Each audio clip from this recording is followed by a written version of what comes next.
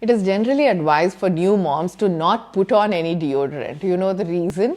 It is because babies, when in womb, they not only take amniotic fluid as a food intake or swallow it, they can also breathe it, smell it. Yes, their sense of smelling is already activated when they are in mother's womb.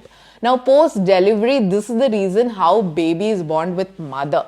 And this is why they can breast crawl, because the breast milk and the amniotic fluid smells similar. Now, isn't this an amazing thing? This helps babies bond with mother, latch well, breastfeed well.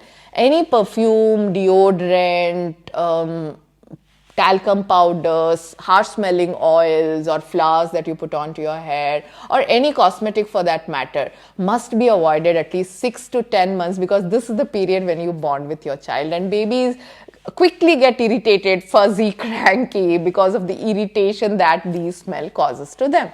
So if you like this tip, do consider sharing it with a new mother and follow us for simple tips like this. Bye-bye.